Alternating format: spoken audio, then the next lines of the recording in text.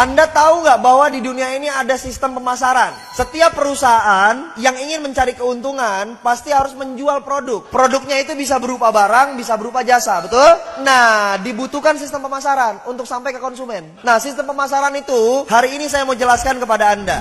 Oke, saya mau kasih tahu sama teman-teman. Di dalam dunia bisnis, ini dibagi menjadi beberapa jenis. Yang pertama adalah bisnis konvensional. Yang kedua adalah bisnis multi-level marketing. Yang ketiga adalah bisnis money game. Nah, supaya kita nggak kejebak, saya mau bahas dulu yang pertama di money game. Anda tahu money game itu apa? Artinya, money, uang, game, permainan, berarti permainan uang. Banyak nggak yang nembak Anda? Ini money game ya? Jangan-jangan ini bisnis putar-putar uang orang, betul? Anda harus kasih tahu, Anda harus sadar. Kita harus tahu bahwa money game itu punya karakteristik, punya identifikasi. Yang pertama, money game yang pertama, sudah pasti tidak ada produk. Tidak ada produknya. Jadi kalau perusahaan ada yang nawarin tanpa produk, pasti money game. Perlu nggak dicari tahu lagi lebih dalam? Nggak perlu, tinggal. Paham?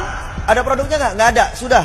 Tinggal. Identifikasi yang kedua, ada produk tapi harganya selangit. Contoh, produknya harganya selangit itu dibandingkan sama produk-produk yang ada di pasaran. Contoh misalnya odol. Odol biasa beli Pepsodent berapa harganya? Goceng, ceban gitu ya. Nah, ini ada perusahaan misalnya, dia punya produk odol juga. Harganya berapa? 50.000, 100.000. Apa kelebihannya? Pas sikat gigi, giginya jadi emas. Paham gak maksud saya nih? Jadi harganya terlalu berlebihan, terlalu jauh. Produknya misalnya air minum, air mineral. Air mineral biasanya berapa? 5.000. Ada nggak yang jual sampai 50.000? Itu money game, itu identifikasi money game. Yang ketiga, sebenarnya tidak ada produk, tapi pura-pura ada produk. Biasanya sistemnya cicil atau tabung. Misalnya contoh, perusahaan itu menawarkan Anda produknya emas, tapi nanti dapat barangnya tahun depan. Jadi setiap bulan Anda taruh uang dulu. Perusahaan itu menawarkan travel, perjalanan umroh, perjalanan haji. Sifatnya tabung tiap bulan. Kapan dapatnya? Ntar 2 tahun lagi, ntar tahun depan. Nah, itu hati-hati, itu money game. Pura-pura ada produk, padahal produknya nggak tahu kapan adanya. Produknya nggak jelas. Paham? Dan ini udah banyak di masyarakat. Jadi 3 identifikasinya. Anda ketemu sama perusahaan seperti ini yang nggak ada produk atau produknya harganya selangit, atau nggak ada produk tapi pura-puranya ada produk dengan cara mencicil atau menabung. Sudah, tinggalkan. Itu bukan perusahaan yang benar. Paham?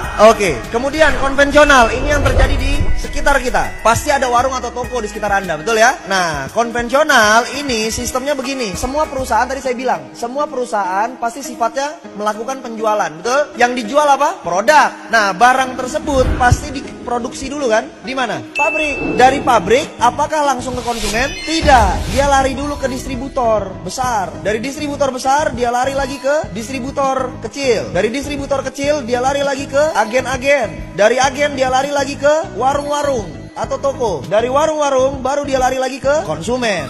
Paham? Oke, yang saya mau tanya, konsumen tahu nggak ada barang yang di warung, ada barang di agen, ada barang di distributor kecil, di distributor besar? Taunya dari mana? Harus ada iklan. Bayar nggak iklan? Mahal nggak bayar iklan? Mahal, betul? Terus, dari pabrik ke distributor besar, ada nggak biaya distribusinya? Ada biaya pengiriman, ditambah harganya. Contoh misalnya, ini harganya 2.000 dari sini, 2.000 perak. Sampai ke distributor besar, dari distributor ke distributor kecil, harganya tetap 2.000 atau berubah? Berubah jadi 4.000, betul? Dari ini ke sini, dari distributor kecil ke agen, berubah lagi jadi 6.000, 8.000 misalnya, betul? Dari agen ke warung, sudah nyampe angka 12.000. Dari agen ke warung, dari warung ke konsumen, harganya jadi 20.000. Paham nggak? Padahal modal awalnya berapa? Nah, kelebihan itu banyak dibagi-bagi. Menjadi jalur distribusi, menjadi jalur iklan, menjadi jalur marketing.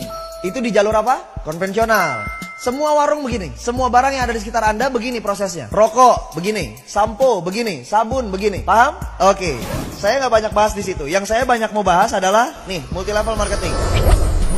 Lalu kalau begitu, apa bang kelebihannya multi level marketing? Multi level marketing ini adalah perusahaan di mana barangnya tetap yang produksi pabrik. Dari pabrik lari ke distributor tunggal namanya. Itulah perusahaan multi level marketing. Dari distributor tunggal larinya kemana? Ke konsumen. Langsung. Loh, terus bang, kan konsumen ini kan member.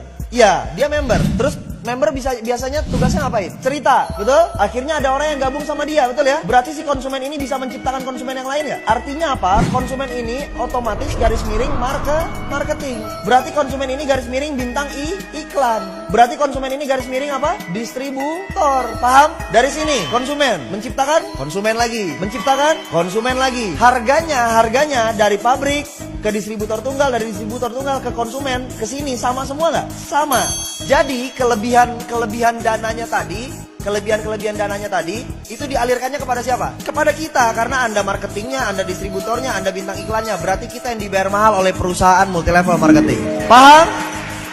Berarti Anda distributor kan? Berarti Anda keren nggak? Bergengsi apa tidak bergengsi? Bergengsi. Kenapa harus malu? Anda distributor loh. Distributor kalau kalau toko-toko distributor itu yang gede, yang banyak stoknya banyak, yang barangnya banyak. Berarti modalnya gede nggak? Kalau kita di multilevel marketing modalnya perlu gede nggak? Nggak perlu. Paham? Oke, satu kelebihan lagi yang saya mau bahas. Anda lihat, Anda perhatikan. Biasanya jumlah barang yang dimiliki konvensional dari pabrik, dia ngoper ke distributor besar ini biasanya bersyarat. Artinya paket besar. Anggap misalnya 10.000 piece. Begitu sampai turun ke distributor kecil, ini turun menjadi 2.000 piece.